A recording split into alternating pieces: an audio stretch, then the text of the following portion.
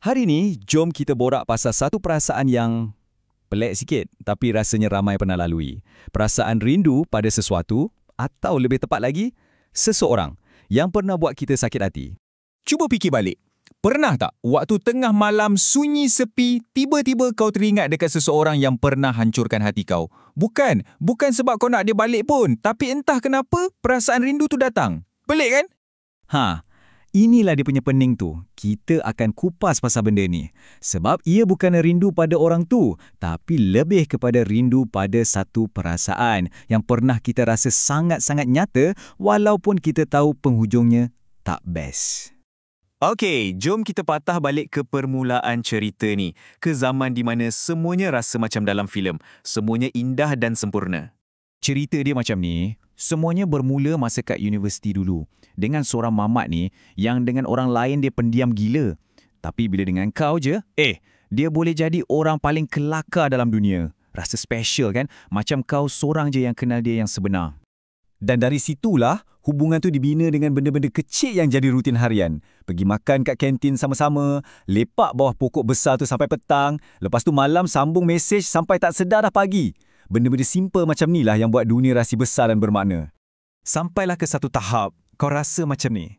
Betul-betul rasa yang dunia kau yang selama ni kelabu asap tu, tiba-tiba jadi penuh warna-warni. Hanya sebab kehadiran dia. Dia buat kau rasa cukup, rasa sempurna. Tapi macam mana cerita pun, mesti ada plot twist kan? Warna-warni tu tak kekal lama. Dari sinilah fasa di mana hati tu mula rasa kosong dan akhirnya kebas. Benda ni tak jadi bam terus putus. Tak, dia berlaku perlahan-lahan. Mula-mula mesej kau dia reply lambat.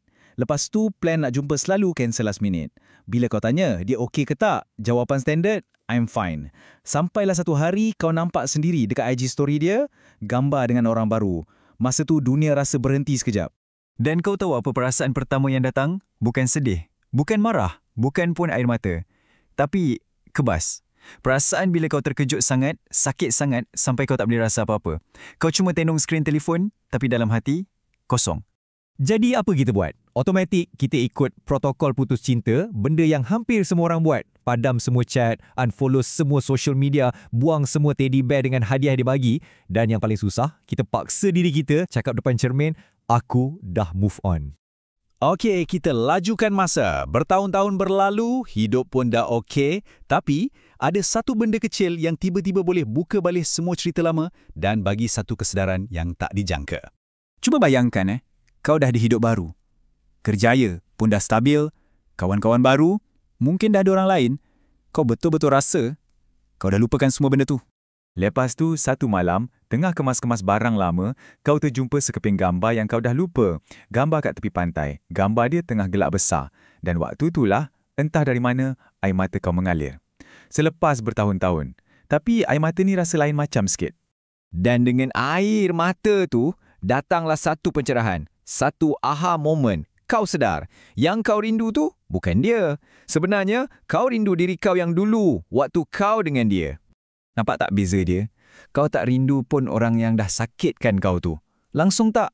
Yang kau rindu ialah diri kau yang dulu. Diri kau yang berani gila jatuh cinta tanpa fikir apa-apa. Diri kau yang boleh gelak sekuat hati. Diri kau yang percaya dunia ni tempat yang indah hanya sebab ada seseorang yang buat kau rasa istimewa. So, bila dah faham benda ni, apa kita belajar? Ini part paling penting.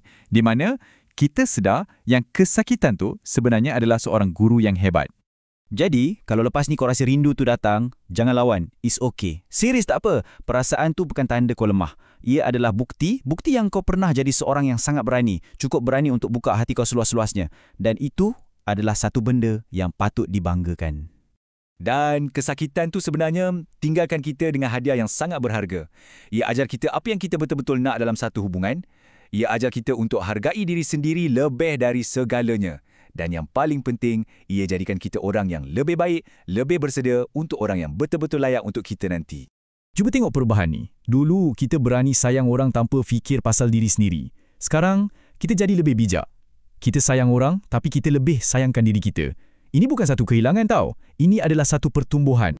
Dan berita paling baik sekali, perasaan indah tu, perasaan dunia penuh warna tu, ia boleh datang balik, percayalah. Cuma kali ni ia akan datang dengan seseorang yang betul-betul layak dapat versi diri kau yang baru ni, yang lebih bijak dan lebih matang. Saya dah lalui benda ni dan saya dah tahu ia benar. Sekarang, kalau kau tengah rasa apa yang saya ceritakan ni, giliran kau pula untuk percaya. Percaya yang kau layak untuk rasa bahagia tu semula dengan cara yang jauh lebih baik.